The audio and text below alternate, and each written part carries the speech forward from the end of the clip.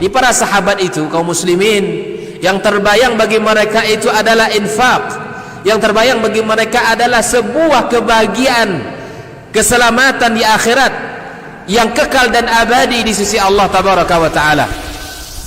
Semua kita boleh klaim sekarang. Kamu cinta Nabi? Cinta Ustaz.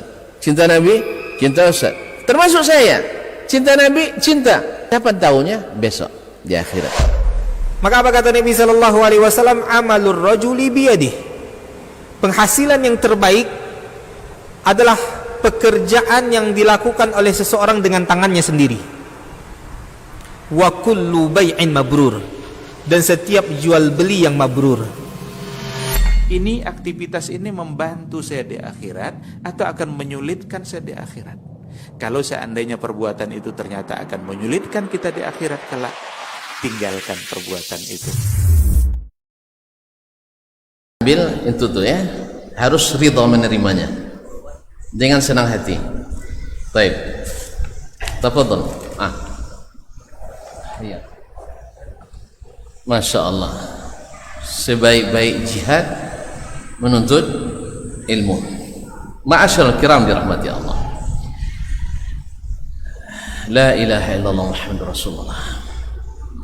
Sesungguhnya makam tertinggi umat manusia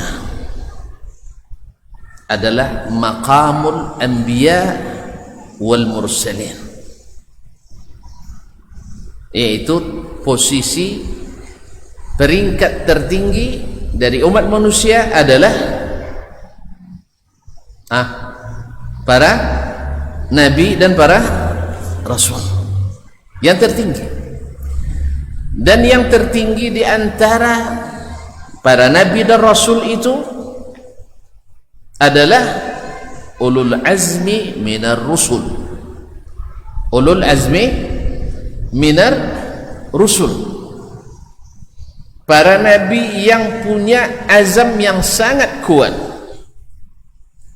para nabi yang, para rasul yang punya azam yang sangat kuat. Ada yang tahu ulul azmi minar rusul? Siapa yang hafal? Ayo, silakan. Nabi Ibrahim, bilang alaihissalam. Alaihissalam, terus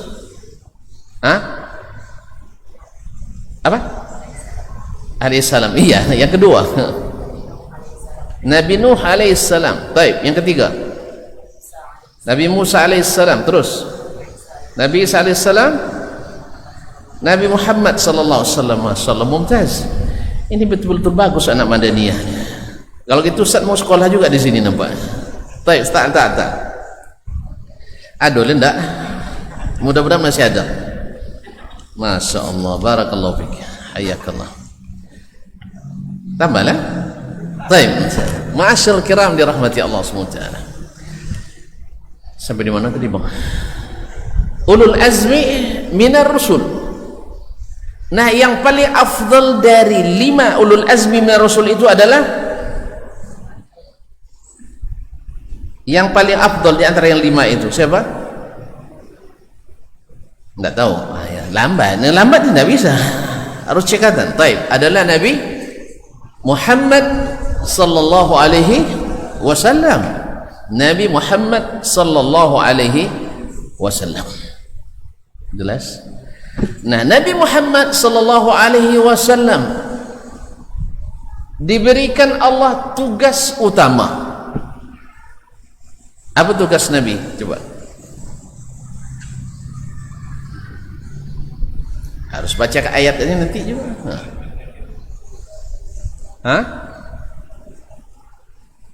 Yes, itu terlalu umum. Apa ayatnya?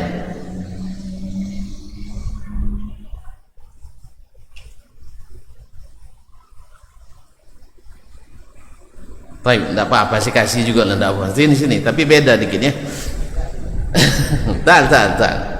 Menyampaikan agama Islam katanya. Ya betul juga. Baik. Apa ayatnya? Tidak tahu.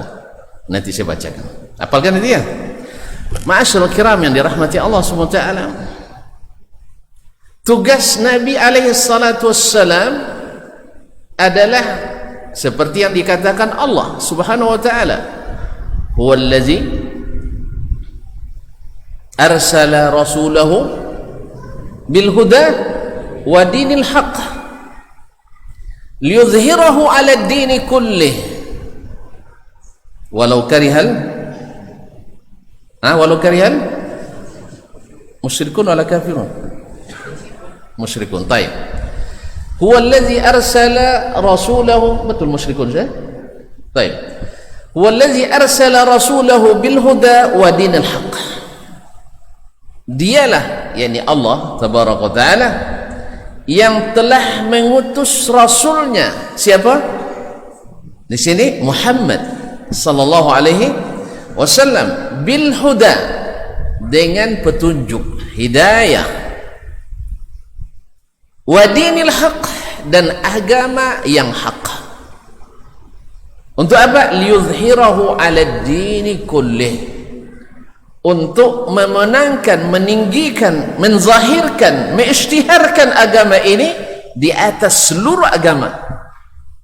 Karena Islam itu ya'lu wa la yu'la alaihi. Islam itu tinggi, tak ada yang melebihinya. Karena Islam adalah satu-satunya agama yang diterima oleh Allah tabaraka wa ta'ala. Tahu ayatnya? Islam satu-satunya agama yang diterima oleh Allah. Tak tahu? Baik. Tahu, silakan. Masya Allah. Inna ad-dina 'indallahi al-Islam. Ahsant. Sambungnya lagi.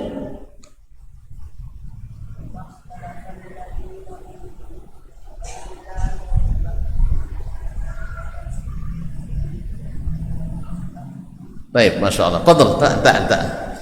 Ahsan, tabarakallahu fiik. Jazakallah khairan. Sini. Masya Allah, barakallahu fiik. Masya Allah. Siapa nama? Tak jolly lah. Muslim Nopel Delima. Masya Allah. Masya Allah. Orang mujalai. Ini nama hebat mujalai besok. Baik. Tak mujalai dah. Orang mana? Oh, Padang. Padang hebat. Lo Padang mujalai lah. Baik, alhamdulillah. Jazakallah khairan. Masya Allah. Semoga pulang jadi alim mujahid insyaallah. Biidznillah ta'ala. Ikhwani akhwati billah, kaum muslimin dan muslimat dirahmati Allah. Jadi agama yang diterima hanya Islam. Dan Nabi alaihissalatu wassalam diutus untuk mendakwahkan Islam ini, sah? Dengan apa? Al-huda wa dinil haqq. Al-huda ditafsirkan oleh Imam Ibnu Abbas. Ibnu Abbas radhiyallahu taala anhuma. Contoh Ibnu Abbas ya? Orang mana? Orang mana? Orang Kerinci? Enggak, Ibnu Abbas. Orang mana dia?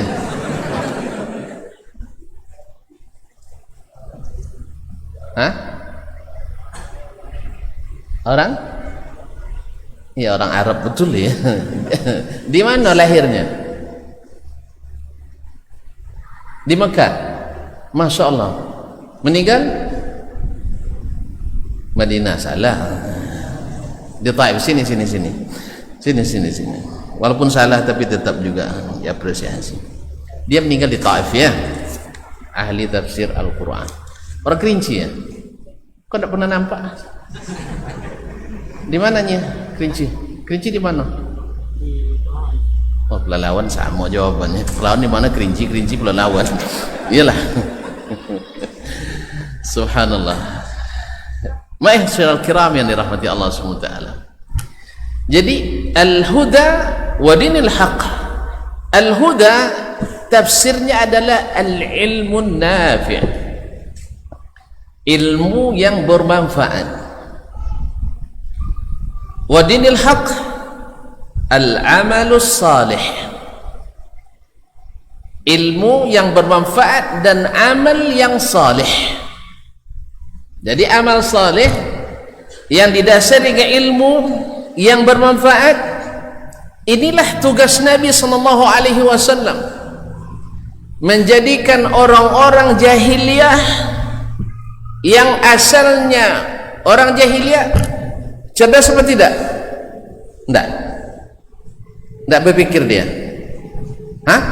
IQ lebih tinggi daripada kita, tahu tidak tuh? Orang cerdas kalau tak belajar tak dapat ilmu. Mereka bukan orang bodoh-bodoh, tidak. Mereka jahiliyah karena tidak berilmu, walaupun aslinya cerdas. Antum cerdas kan? Tapi kalau tidak belajar,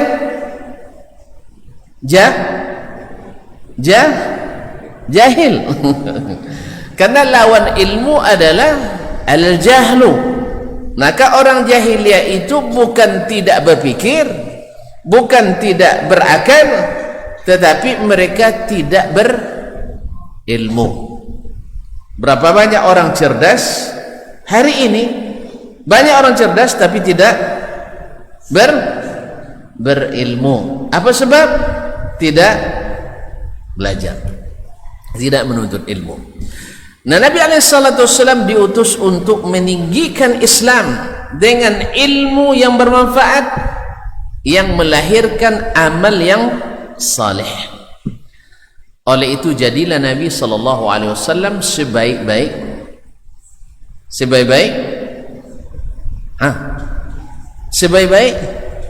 Rasul, sebaik-baik manusia. Kenapa? Karena dia berjihad menegakkan agama ini dengan ilmu dan amal. Dengan ilmu dan amal. Oleh sebab itu, siapa yang ingin berjihad dengan sebaik-baik jihad, maka adalah mengikut Nabi alaihi salatu wassalam, yaitu dengan ilmu. Oleh sebab itu Nabi alaihi salatu wassalam menyebut orang-orang yang keluar dari rumahnya untuk datang ke majlis ilmu, baik dekat maupun jauh. Tadi dari Kerinci ada, dari Padang ada, dari Mojalai mana? Ini tak betul mau Mojalai sekali ya? Tak masuk boh. Subhanallah. Tolong cek ke Mojalai, harus ada perwakilan. Mojalai berabad.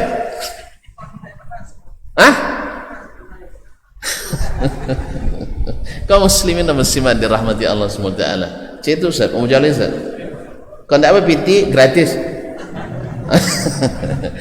Kaum muslimin dan muslimat dirahmati Allah SWT. Jadi sebaik-baik Rasul adalah Nabi Muhammad SAW. Tugasnya adalah menyampaikan ilmu dan mencontohkan amal. Oleh itu siapa yang keluar dari rumahnya, yang sana dari Padang ke Tibun, Tibun, tak Tibun lah, Tibun, Masya Allah. Kedua makna bagus. Tibun, kesehatan, dokter. Tibun, bagus dan indah. Masya Allah. Memang topik-topik apa aja di Tibun, Tibun atau Tibun, semuanya sama, bagus artinya. Mudah-mudahan dari sini lahir nanti para orang-orang tayyib dan orang-orang yang menyembuhkan penyakit yang ada di masyarakat. Amin. Dengan apa? Jihad menuntut ilmu. Karena kita sedang berada di posisi orang yang keluar menuntut ilmu, fahuwa fi sabilillah. Contoh hadisnya, man kharaja fi talabil ilmi fahuwa fi sabilillah. Siapa yang keluar dari rumahnya, dari kampungnya, dari negerinya mencari ilmu, maka seperti orang berjihad fisabilillah. Allah, awak duduk di kelas, tinggalkan main di rumah, sekarang main dengan huruf-huruf Al-Quran, dengan hadis-hadis Nabi, dengan perkataan ulama, dengan adabnya para ulama, itu sama dengan berjihad fisabilillah, bal min afdalil jihad, bahkan sebaik-baik jihad fisabilillah. Man kharaja fi talabil ilmi fahuwa fi sabilillah. Siapa yang keluar menuntut ilmu berarti fi sabilillah. Oleh itu Imam Al-Bukhari dalam kitab Al-Jami' As-Sahih, Al-Jami' As-Sahih Al-Musnad, atau dikenal dengan Sahih Bukhari, membuat satu bab, babur rihlati fi talabil ilmi, bab rihlah dalam menuntut ilmu. Apa makna rihlah, sayang? Melakukan perjalanan jauh untuk menuntut ilmu.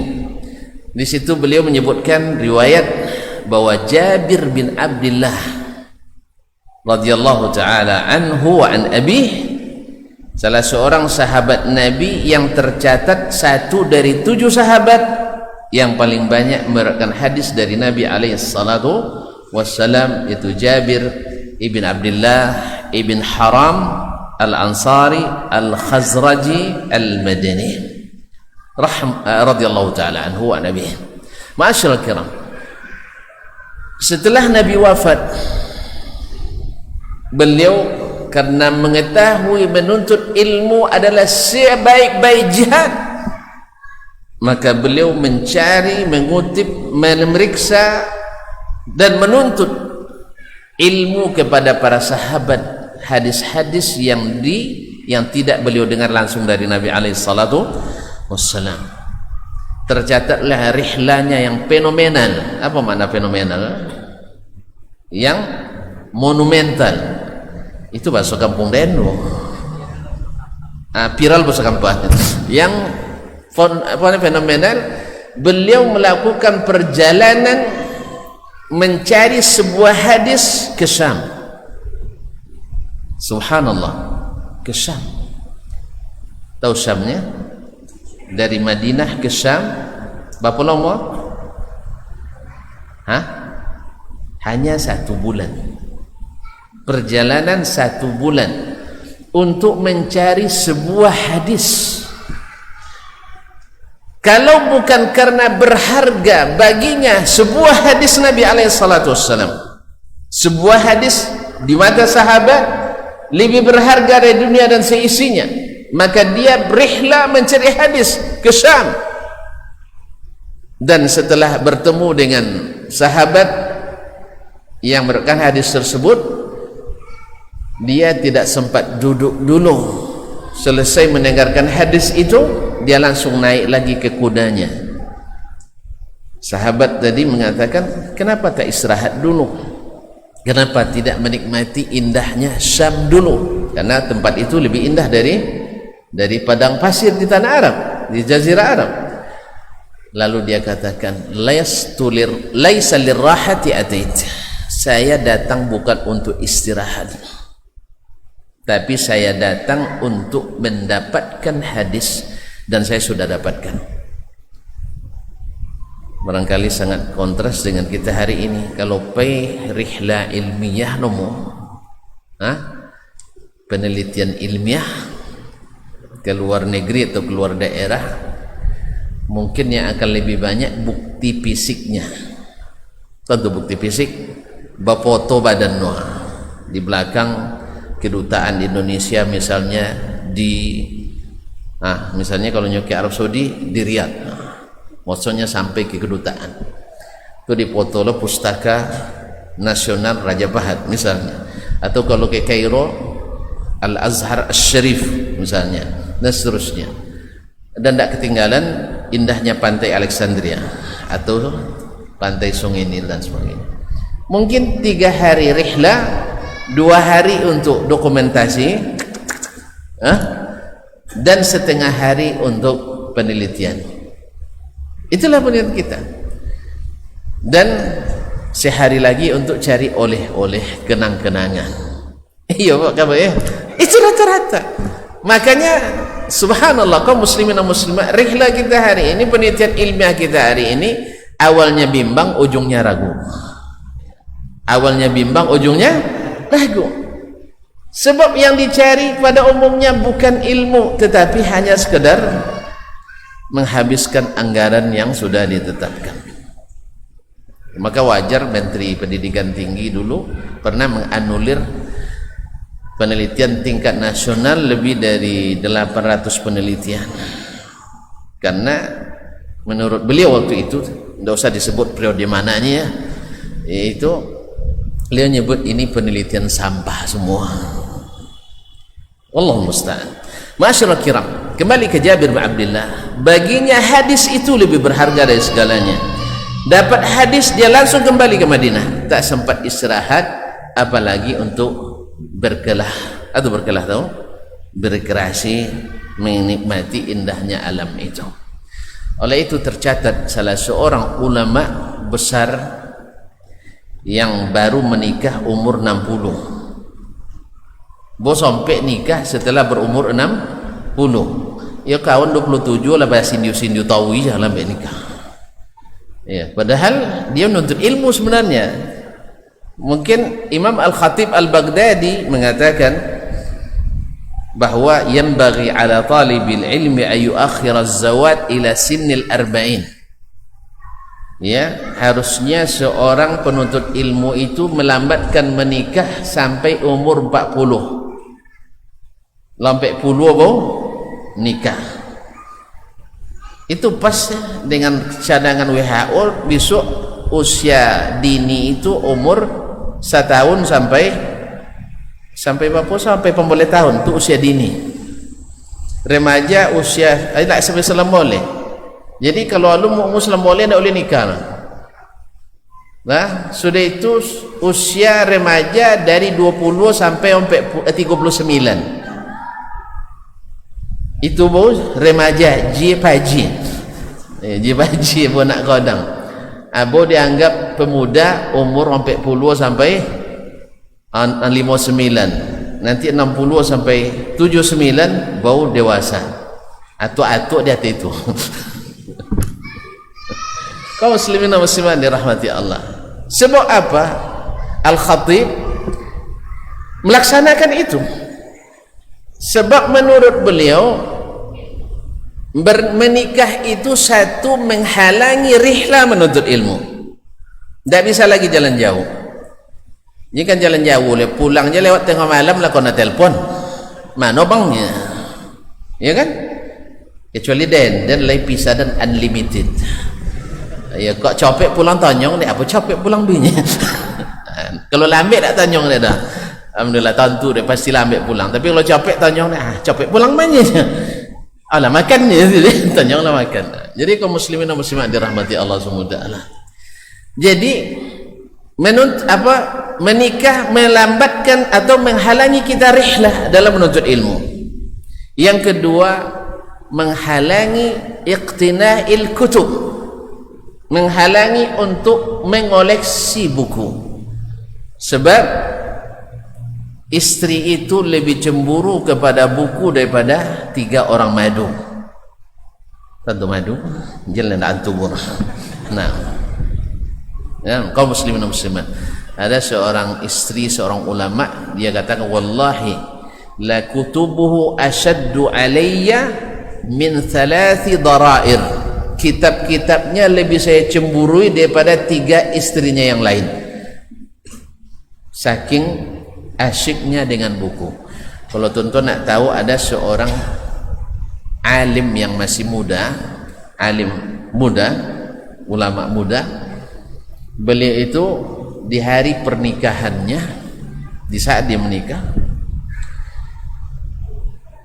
selesai orang pada pulang, sebenarnya dia nak masuk ke kamar istrinya, tempat istrinya. Ternyata di situ masih ada saudari-saudari perempuan istri, masih ada, emaknya masih ada. Akhirnya beliau mencari tempat lain, yaitu pustaka pribadinya. Nah, ketika ambil buku, dia menikmati buku itu, lupa malam itu malam pertama. Dia baca buku, Nah, istrinya tadi setelah nunggu-nunggu lama tak di kamar, tak datang-datang abang sayang, akhirnya dia cari, nampaklah abang sedang asyik dengan istri lamanya, kitab, buku gitu. Karena masih baru, segan pula untuk memanggil. Akhirnya istrinya kembali ke kamar sendiri. Lama menunggu karena kecapean walimah hari itu, tertidurlah sang istri. Suami tak datang-datang. Kapan baru dia tersentak? Sang suami baru teringat di saat ayam sudah berkokok menjelang subuh. Kalau cendeko itu cemburu bini deh. Tapi kalau cendau aduh lah. Alhamdulillah kita baru kelas-kelas lah baca 5 halaman langsung talolok gitu. Kadang tak bansuan sudah halaman 1 dulu. Setiap tersinta situ je bau, tersinta situ je bau. Allah musta'an. Kalau ikut makanya bini tak mau ngikut buku ke awak. Ada teman saya dulu di Makkah ngambil S3, S2, S3 di Ummul Qura, orang Maroko beliau. Itu kalau beli buku baru taruh di mobil dulu, bagasi.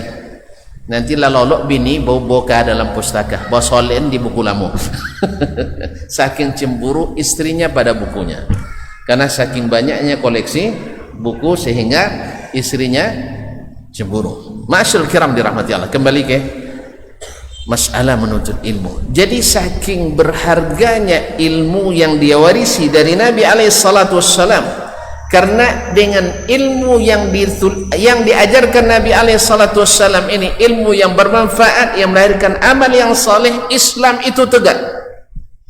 Yang tidak tinggi tidak ada yang bisa menyamai, yang tinggi yang tidak bisa satupun yang menyamainya. Al-Islamu ya'lu wa la yu'la alaih. Maka orang-orang yang menuntut ilmu dipadankanlah dengan mujahidin fi sabilillah. Sebab apa?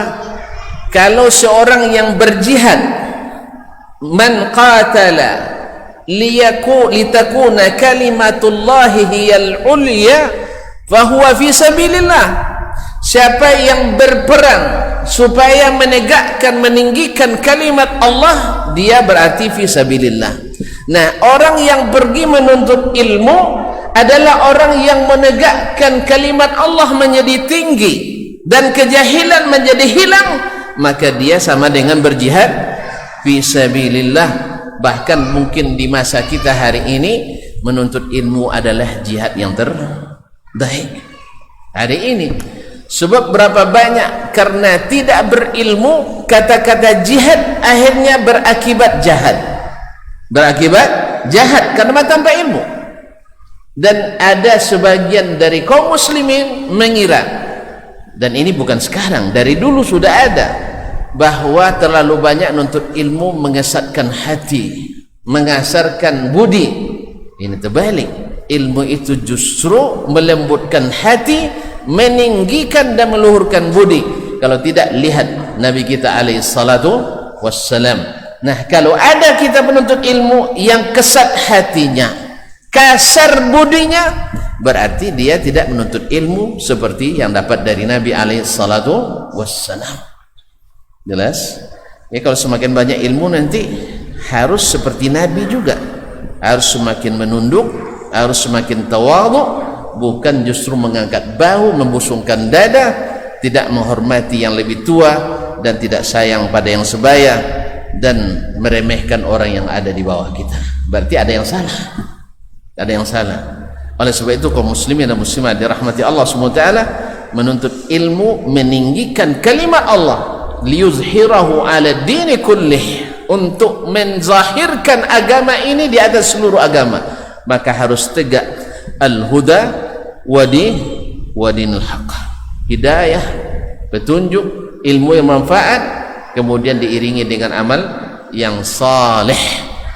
Karena satu hadis yang bermanfaat bagi yang mengetahuinya, yaitu berbuah amal, lebih hebat dari yang menguasai 100.000 hadis tetapi tidak terlihat dan bermanfaat pada amalnya. Karena Nabi diutus bukan hanya untuk menebar ilmu, tetapi juga menebar amal saleh. Disinilah tegaknya Islam.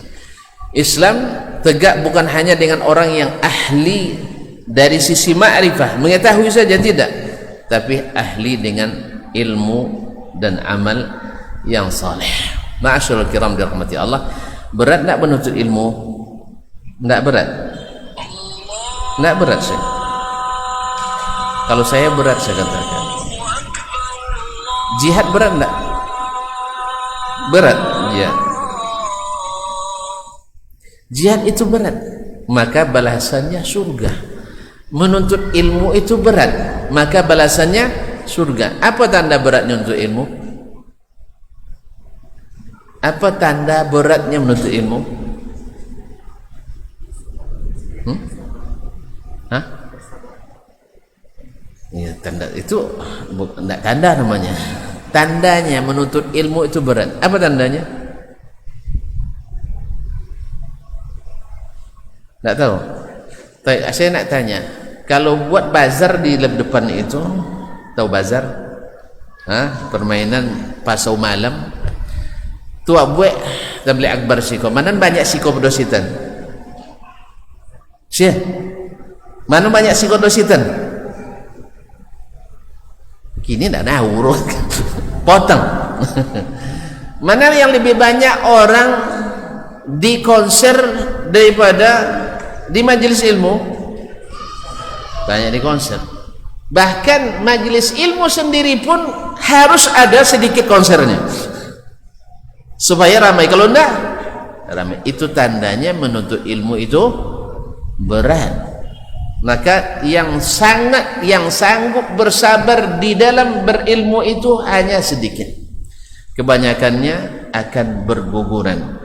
Saya masih ingat kami pertama masuk di tahun pertama di pondok pesantren Darun Nahdha dulu.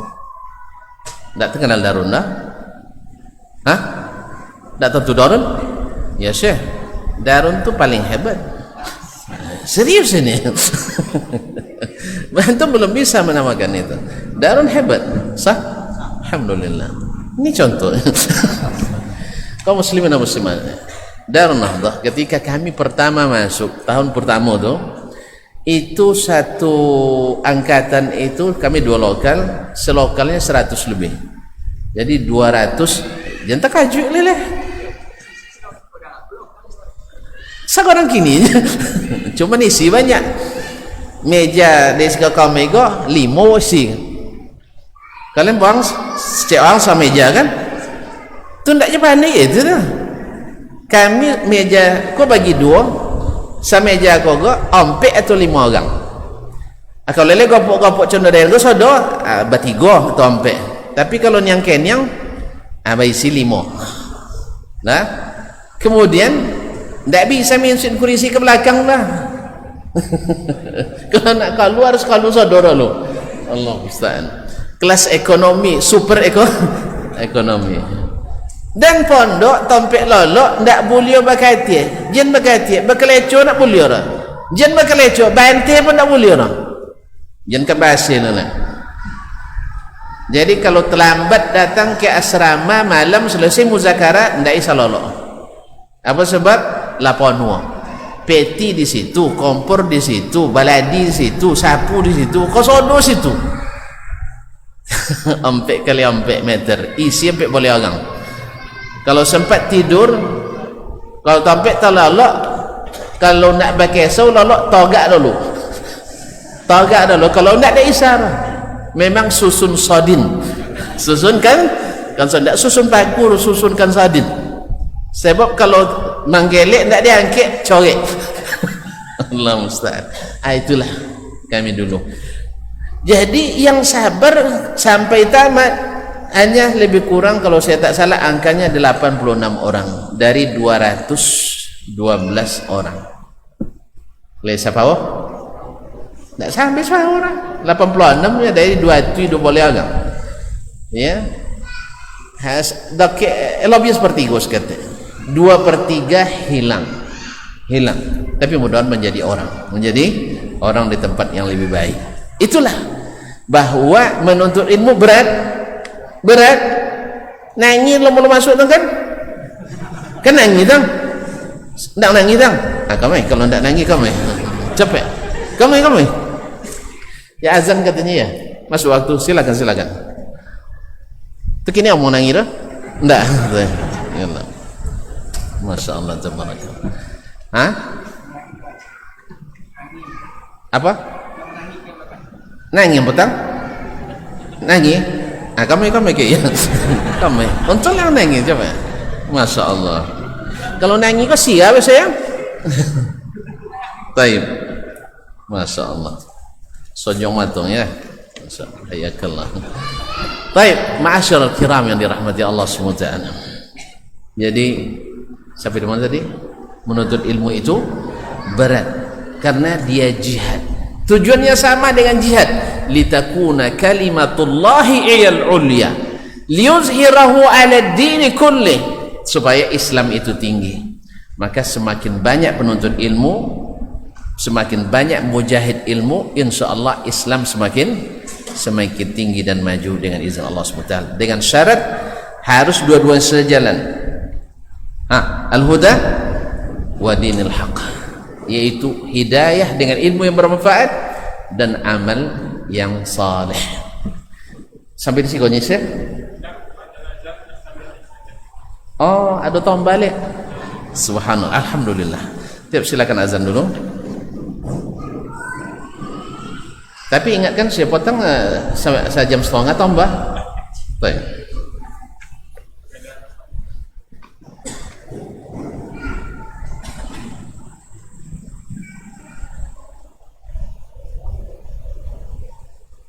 Allahu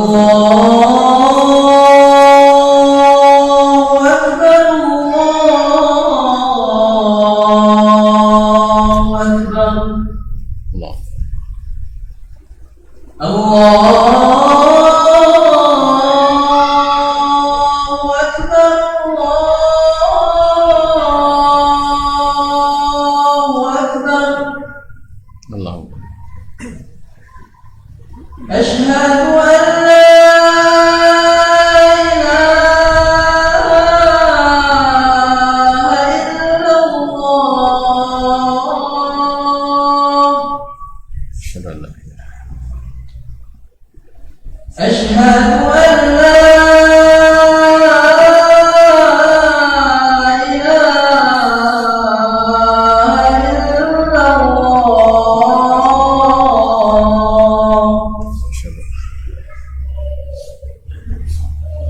أشهد أن محمدًا رسول الله.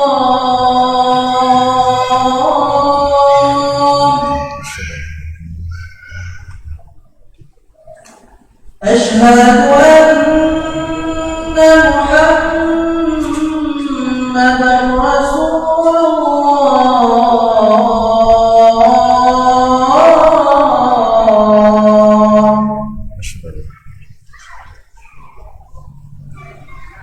حي على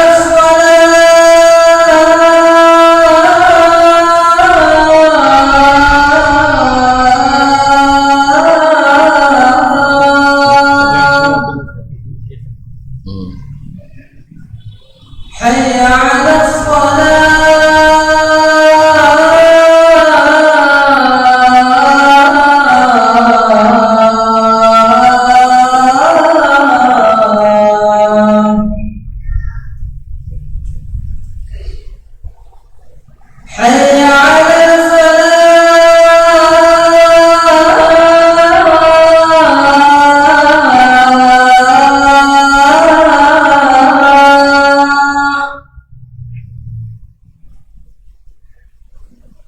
حي على حي على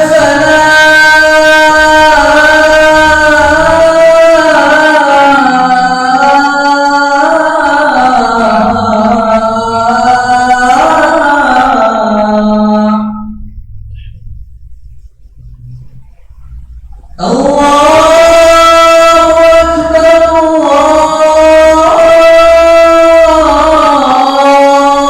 الله أكبر. لا إله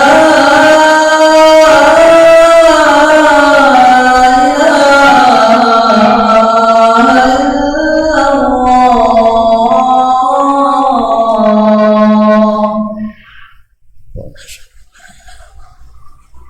Allahumma salli ala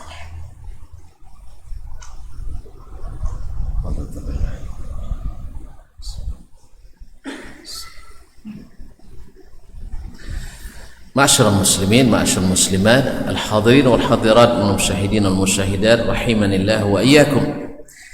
Jadi bahwa martabat tertinggi Nabi alaihi salatu wassalam. Kemudian kita ini meneruskan itu. Al-ulama warathatul anbiya. Khususnya di zaman yang sudah diprediksi oleh Nabi dan juga diprediksi oleh sahabat Nabi seperti Abdullah bin Mas'ud radhiyallahu taala anhu. Beliau mengatakan innakum fi zamanin, dia berbicara pada waktu itu, innakum fi zamanin yakthuru fihi al-ulama wa yaqillu fihi al-khutaba. Kalian sekarang berada di zaman ulamanya ramai, penceramahnya sedikit, ceramahnya sedikit. Wa sayati zaman, akan datang suatu masa di mana yakthuru fihi al-khutaba wa yaqillu fihi al-ulama. Hari itu yang banyak adalah para khatibnya, para penceramahnya, ahli retorikanya ramai, tetapi yang ulamanya sedikit. Akan datang masanya. Kemudian Nabi katakan bahwa innallaha la yarfa'ul ilma intiza'an yantazi'u min qulubil ibad. Allah tak mencabut ilmu dari dada-dada hamba-hamba, walakin yaqbidul ilma bi mautil aw bi qabdil ulama. Akan mengambil ilmu dengan mewafatkan para ulama. Subhanallah, tahun-tahun belakangan ini kita mendapatkan musibah banyaknya ulama yang wafat berturut-turut, baik yang skala internasional, nasional maupun lokal. Kita subhanallah, kita di saat butuh-butuhnya arahan ulama, di saat itu semakin sedikit ulama. Maka kita sekarang pada posisi pos yang sangat penting. Maka orang-orang tua bahwa menyekolahkan anak yang dididik untuk menjadi ulama, ini jihad sebesar-besarnya. Makanya Imam Yahya ibn Ma'in rahimahullah dulu menghabiskan uang menuntut ilmu tidak banyak, hanya lebih kurang 300.000 dinar. Orang pandai matematik lain. Pandai matematik, coba hitung 300.000 dikali 2,5 juta. Jadi apa yang setengah 2 je lah, kali 2 juta berapa itu? 300.000 kali 2 juta. Tak pandai senang. Ini bendahara. Tapi tak sampai tiga sebanyak turun tak? Kaum muslimin dan muslimat dirahmati Allah, lebih kurang 6 atau 700 miliar. Coba orang tua yang pernah menginfakkan harta untuk menjadikan anaknya ulama 1 miliar saja, coba tunjuk tangan. Tak ada ni ya? Berarti jago ayaran lah. Ayan 3 miliar lebih dah. Tapi yang tak ayah kandung, tak ayah angkit. Mulai dari Raja Fahad, Raja Abdullah, kemudian Raja Salman. Dan hitung selama dan di Madinah mulai tahun tu, ya, termasuk biaya yang bini kokian ke, lebih kurang 3 miliarnya. 3 miliar. Awak kalau dapat beasiswa, bini ya, bercabut beasiswa lihat kan? Kalau situ alhamdulillah tidak ada, diberi pisah, diberi tempat tinggal, ya Ustaz ya. Kemudian kalau ada bantuan-bantuan dari para muhsinin dipermudahkan untuk mendapatkannya. Atau tidak juga mendoakan kebaikan untuk ini ya sawabon, oriented boro. Lain sebanyak itu uang membantu, sudah itu awak menjadi memusuhinya. Apa nomor? Kalau bahasa awak? Tak boleh sawit sarau ya. Jadi setidaknya kaum muslim dan muslimat tidak bisa menyebut dengan kebaikan, maka diamlah, tidak menyebut keburukan. Karena tanda orang beriman itu berkata yang baik atau diam. Jangan justru ikut memfitnah dengan dusta di mana-mana. Ini adalah berbahaya. Kalau bahasa awak, lupa kacang di kulit. Tak pandai membalik budi. Allah musta'an. Kaum muslimin muslimat dirahmati Allah. Nah, Yahya ibnu Ma'in menghabiskan uang hanya lebih kurang berapa tadi? 700 miliar untuk pergi ke sana kemari mencari ilmu. Kalau ada tuan-tuan punya PT sebanyak itu, tu infakkan, tu jadi anak seperti Yahya ibnu Ma'in, demi Allah tidak rugi. Karena dengan ilmu yang didapat oleh anak kita, solat sunat dia sebelum subuh 2 rakaat lebih baik di dunia dan seisinya, daripada kita punya anak yang Masya Allah sampai S3, sampai profesor doktor, tapi solat subuh payah dibangunkan. Maka sia-sia uang yang kita infakkan. Gimana tidak berbahagia kita sudah membiayai anak dalam berjihad fisabilillah dengan menuntut ilmu. Oleh sebab itu kaum muslimin dan muslimat dirahmati Allah, syaitan lebih takut kepada seorang ulama daripada 1000 ahli ibadah. Seorang alim lebih ditakuti syaitan dari 1000 ahli ibadah yang bukan alim. Makanya posisi ulama itu posisi yang sangat strategis. Sebab ulama tak bisa ditipu, ahli ibadah mudah tertipu. Kelok kanyanya, iya, laksanakan. Tapi ulama tidak. Makanya Syekh Abdul Qadir Al-Jilani, pernah dengar namanya? Syekh Abdul Qadir Al-Jilani? Enggak pernah dengar? Tidak. Baik. Ya, lebih sering dan familiar di kalangan ahli sufi, ahli tasawuf. Padahal beliau adalah ahlu sunnah, alim minal ulama. Ketika beliau sedang berjalan di sebuah padang pasir, tiba-tiba turun dari atas cahaya yang terang sekali, silau, dan dari balik cahaya ada yang ngomong, ya Abdul Qadir, istami' ilayya, dengarkan kepadaku, saya akan mewahyukan sesuatu kepadamu. Kalau orang-orang yang tak berilmu dengan cahaya, terbayang dengannya cahaya nur itu, hijab Allah adalah cahaya. Ketika ada yang ngaku di balik cahaya sebagai Tuhan, makanya dia mengaku sebagai Tuhan. Maka kalau ada orang yang tak berilmu mengaku bertemu kasab dengan Tuhan, itu namanya dusta.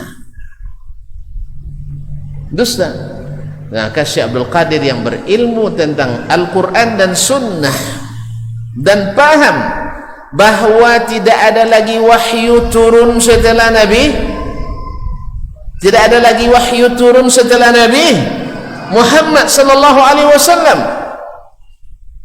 dan bahwasanya tidak ada dalil yang menunjukkan Allah turun ke bumi. Yang ada adalah Allah turun ke langit pertama, ke langit pertama.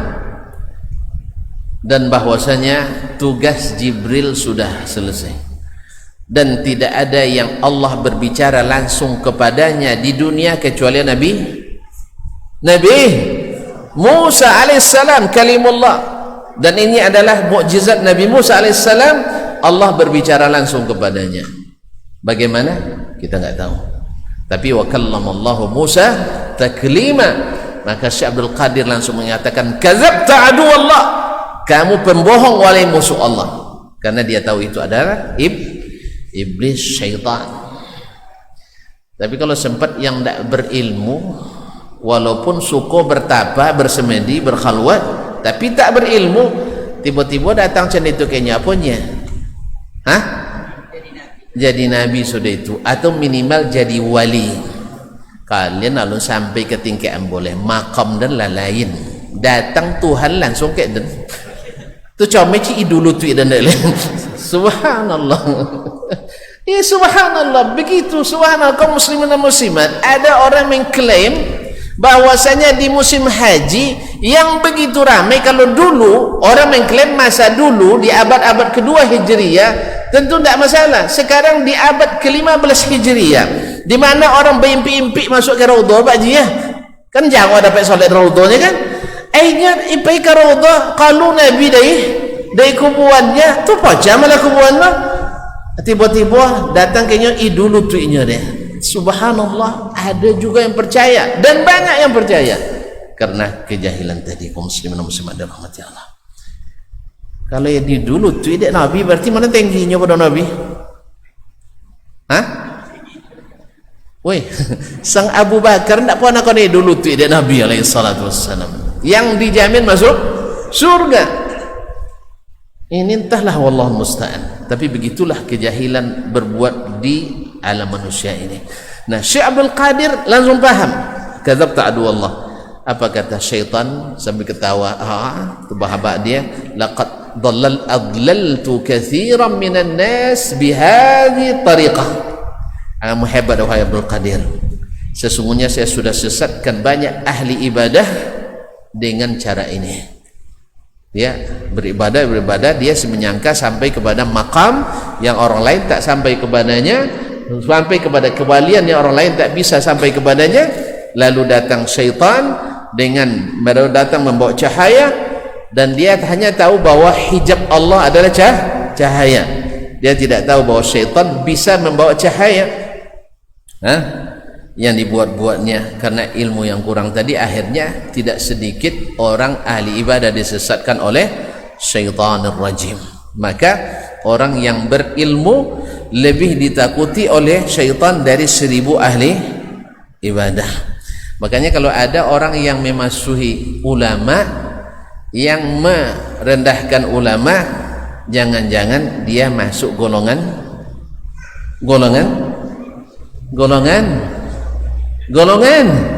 syaitan. Karena syaitan itu ada dari jenis jin dan ada dari jenis manusia. Wa kadzalika ja'alna likulli nabiyyin aduwan syayatinal insi wal jin. Demikianlah kami telah ciptakan, kami jadikan musuh-musuh rasul atau nabi itu dari syaitan-syaitan kalangan manusia dan kalangan jin. Ma'asyiral kiram dirahmati Allah. Memang ulama sangat dibenci oleh syaitan. Ahli ibadah orang tak risau. Makanya kalau ulama, orang yang membenci ulama dan menyanjung-nyanjung ahli ibadah berlebihan dan merendahkan ulama, jangan-jangan termakan oleh syubhat syaitan. Syubhat syaitan. Sebab apa? Karena ulama itu mau ditakuti oleh syaitan. Sebab apa? Dia akan menjelaskan yang hak itu hak, yang batil itu batil. Ma'asyiral kiram dirahmati Allah Subhanahu wa taala. Banyak keutamaan yang Allah berikan pada jihad yang satu ini, seperti keutamaan yang Allah berikan kepada orang-orang yang berjihad fisabilillah. Karena Allah mempadankan di saat pulang perang Tabuk, Nabi alaihissalam dalam perjalanan yang jauhnya hanya lebih kurang 777 km dari Madinah. Mana jawaban pada Tabuk? Mana jauh Pekanbaru daripada Tabuk? Tabuk hanya lebih kurang 800 km. Pekanbaru? Pekanbaru berapa kilo? 1000 kilo? Berapa? Tanyalah, berapa kilo? Jawabnya lah, sampai 10 kilo dari situ. Sampai 10 kilo. Mana jauh 700 kilo pada sampai 10 kilo? Ya 700 lah. Tolak jalan ke Pekan. Jalan kaki. Tolak. Mereka ke Tabuk jalan kaki. Dia bergantian, 3 ekor onta bergantian. Yang satu naik, 2 jalan. Nanti capek yang 2, gantian lagi naik, dan seterusnya. Tolak. Begitulah mereka. Nah, yang seperti ini lalu turun ayat di saat Nabi pulang, wa ma kana al-mu'minuna liyanfiru kaffatan. Tidaklah patut seluruh orang beriman pergi berperang semuanya. Falaula nafara min kulli firqatin minhum ta'ifatun liyatafaqahu fid din. Hendaknya ada dari setiap golongan sekelompok orang yang pergi tafaqquh fid din. Berarti kita dalam rangka melaksanakan perintah jihad tafaqquh fid din. Jangan dipadankan dengan jihad. Jadi berjihad sama menuntut ilmu sama pentingnya dengan jihad. Bahkan menuntut ilmu sendiri jihad fisabilillah. Jelas? Liyunziru qaumahum idza raja'u ilaihim la'allahum yahzarun, supaya bisa mengingatkan mereka di saat kembali kepada kaumnya agar mereka mendapatkan peringatan. Jadi memang tujuan kita memperingatkan. Ya, ulama itu baru tahu dia alim bila sanggup mengingatkan. Ya, kalau menyampaikan yang benar, memperkuat yang ma'ruf saja itu relatif lebih ringan.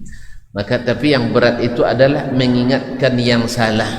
Maka Nabi alaihissalam pertama mengumumkan dakwah di atas bukit Safa dengan bahasa inni nadhirun lakum baina yaday adzabin syadid.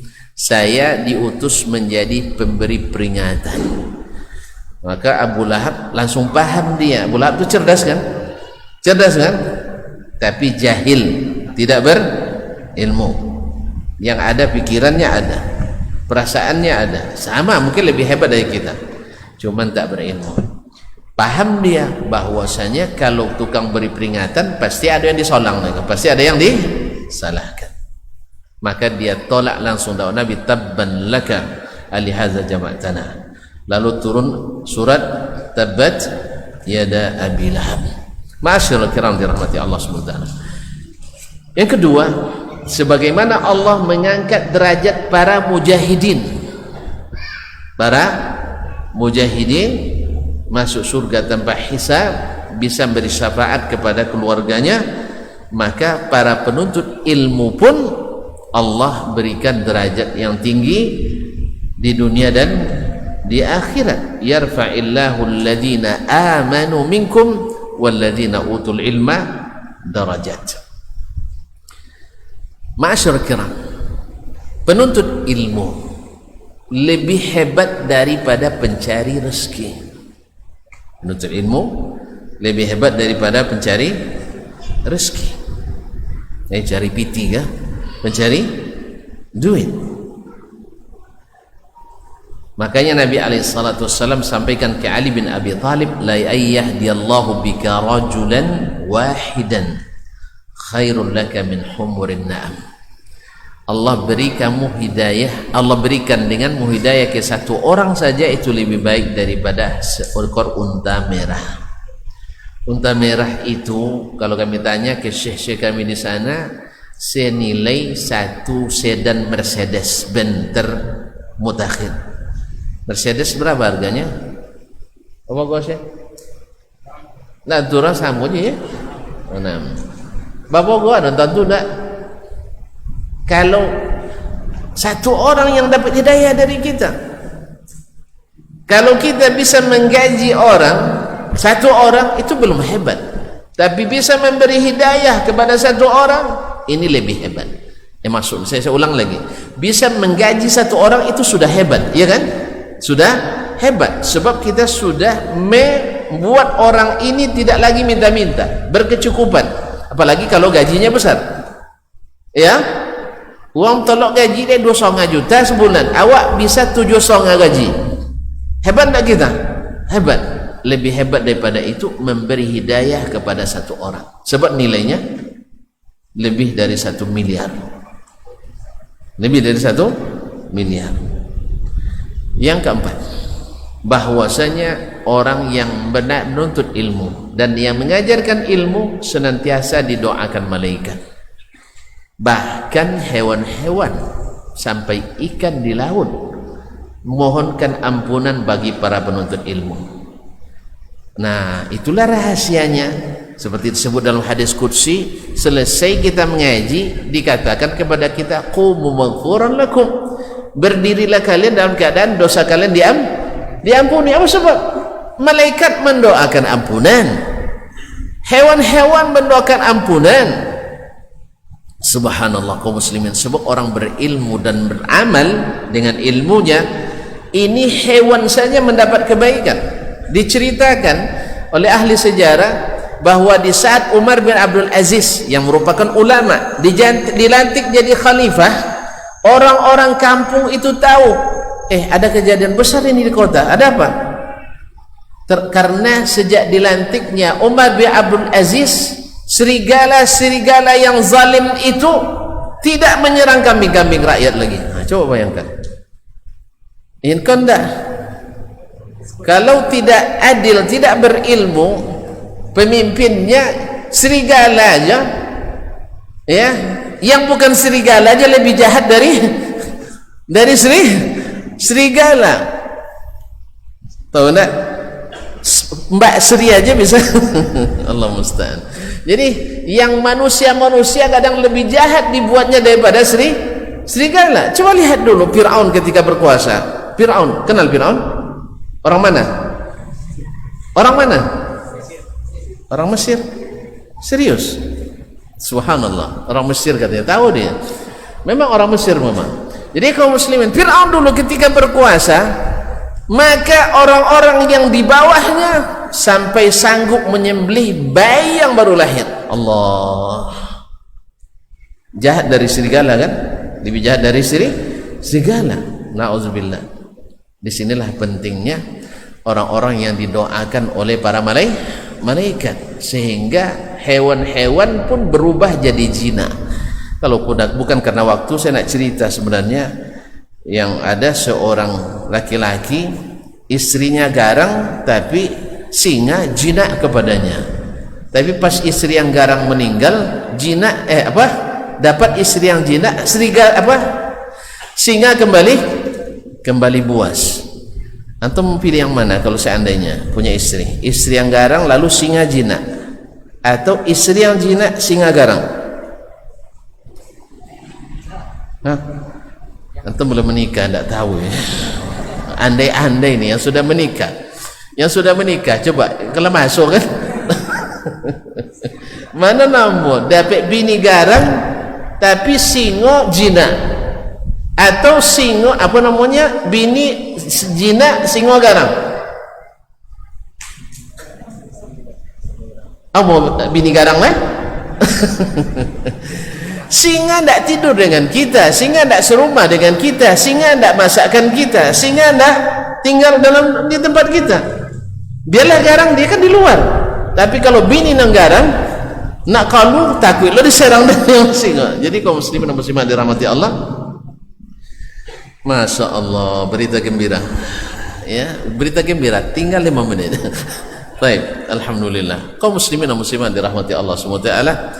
Jadi kita mendapatkan doa-doa hamba-hamba Allah, makhluk-makhluk Allah, sampai ikan di laut. Antum tahu berapa banyak ikan di laut? Enggak kan? Berapa banyak malaikat? Enggak juga. Berapa jumlah hewan? Enggak tahu juga. Pokoknya banyak sekali. Belum lagi doa-doa orang-orang saleh. Ya, misalnya khatib di Masjidil Haram, misalnya Allahumma aslih a'immatana, katanya kan, Allahumma aslih ulama'ana, Allahumma aslih tullabana. Ya Allah, jadikan saleh para pemimpin kami, jadikan saleh para ulama kami, jadikan saleh para penuntut ilmu kami. Kita kena doa itu juga. Yang mengaminkannya jemaah haji yang sedang ihram, sedang tawaf, sedang sa'i dan sebagainya, diaminkan. Tidak mau? Tidak mau? Mau tidak?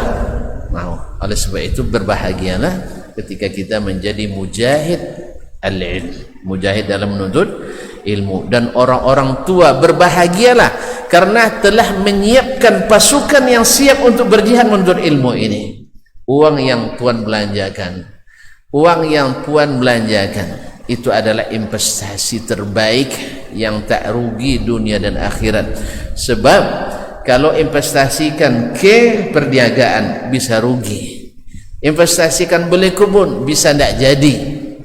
Tetapi kalau investasikan di dalam ilmu, maka jadi anak-anak yang saleh, ini berketurunan yang saleh, dan turunannya menjadi saleh. Akhirnya investasi kekal walaupun kita sudah tiada di atas dunia.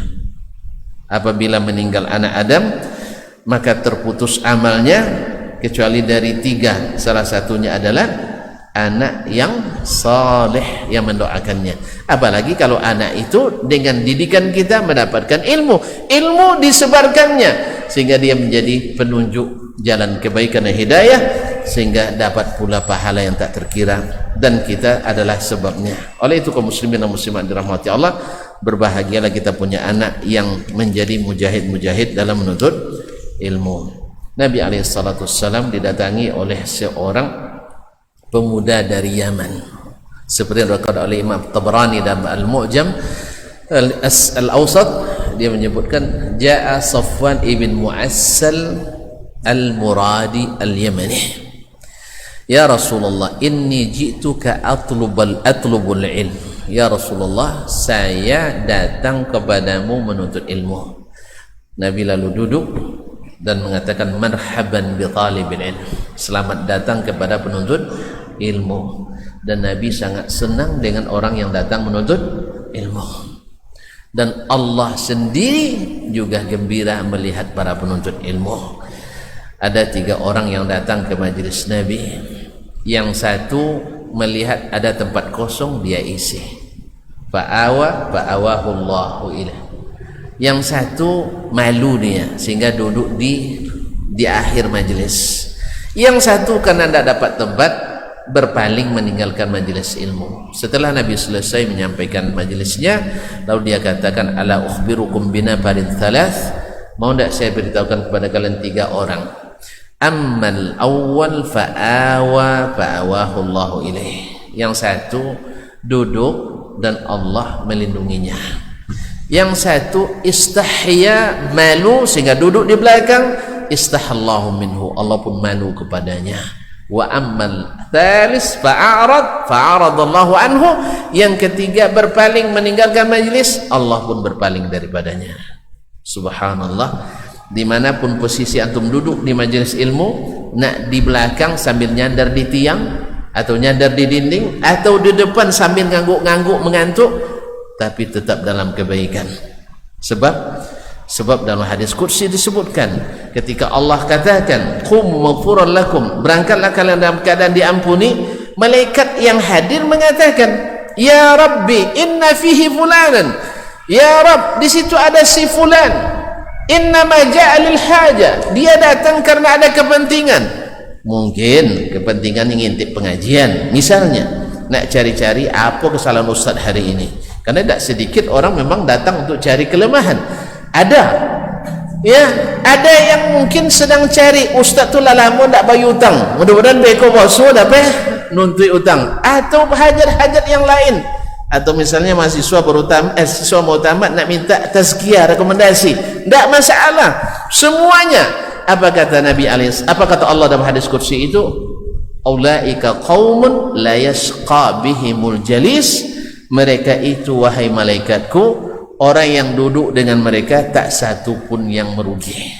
Allah, sekalipun sambil ngantuk, ngantuk antum enggak kan? Alhamdulillah, apalagi kalau enggak ngantuk. Jadi semuanya dapat bagian diampuni insyaallah. Siapa dulu yang mendoa? Para malaikat, hamba-hamba Allah yang tidak berdosa di langit dan di bumi. Bahkan ikan yang tak bersalah pun mendoakan kita. Ya, mudah-mudahan antum sabar ya, berjihad fisabilillah. Masih sabar kan? Masih? Sampai besok, sampai tamat, dan terus. Tak ada ruginya dari majelis ilmu itu. Wallahu ta'ala alam. Ada pertanyaan saya? Enggak kan? Kau anak Madaniyah tahun berapa? Taib. Silakan tuh.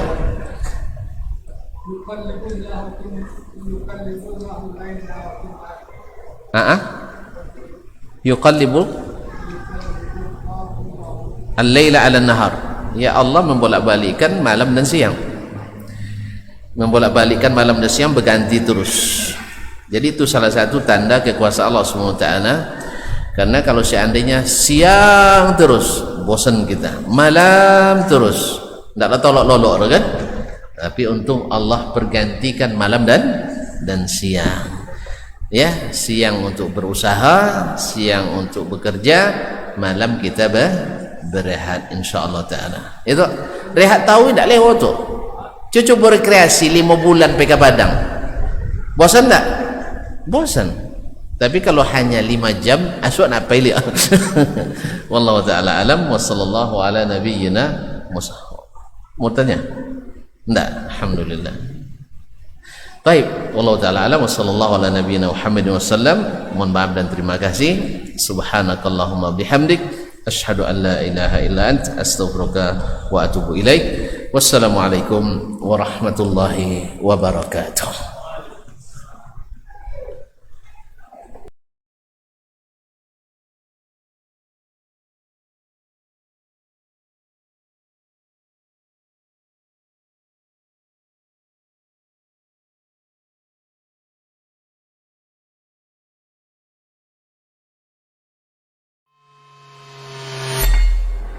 Di para sahabat itu, kaum muslimin, yang terbayang bagi mereka itu adalah infak.